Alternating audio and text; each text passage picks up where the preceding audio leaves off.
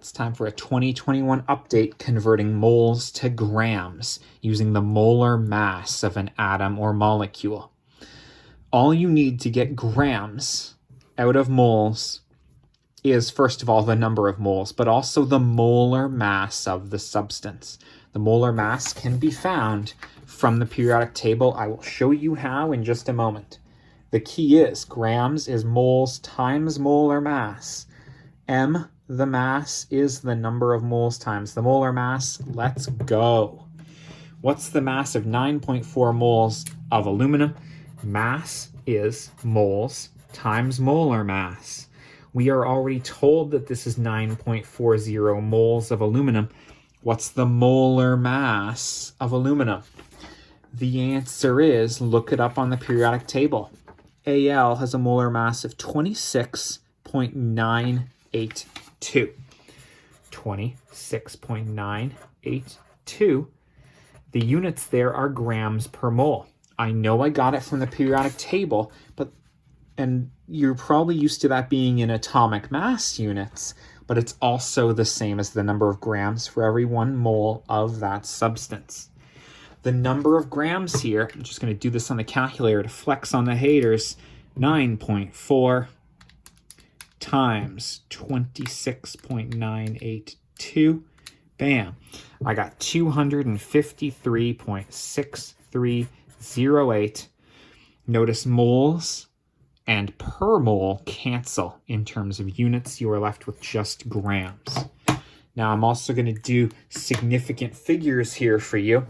You were given 1, 2, 3 significant figures in this number. This number came with 5. So you need 3 significant figures in your final answer here. 1, 2, 3. This 0.6 rounds up. So the answer here is actually 254 grams. Great. Let's do 2 more examples of that. What's the mass of 0.87 moles of C4H10? Now this one has 2 different atoms attached to it. I'm going to calculate the molar mass of that first with you. Each carbon brings 12.011 grams per mole. That's 4 times 12.011. And each hydrogen brings 1.008. There are 10 of those, 1.008. See how I'm using multiplication? 4 carbons plus 10 hydrogens. We can get the total molar mass by doing that on our calculator. Plus 10 times 1.008. I get a molar mass of 58.124. That's in grams per mole. Now the way significant figures work when you are adding is that you keep the fewest number of decimal places. 1, 2, 3 decimal places, 1, 2, 3 decimal places, 1, 2, 3. Great. These were both 3 decimal places, so that one is as well. And the molar mass of butane, C4H10, is that number. I'm going to use that. The mass is the number of moles times the molar mass. 0.87 moles times 58.124 grams for each mole. Just going to take that and times it by 0.87. Bam. I get 50.5678 grams. And again with the significant figures, that had 5. That had 2. See, the leading 0 doesn't count for significant figures. Go watch a video or something. So this needs 2 significant figures as well. 1, 2. The 0.56 here rounds up. This ends up giving you just 51 grams. Great. One more time. How many grams of water is 100 moles?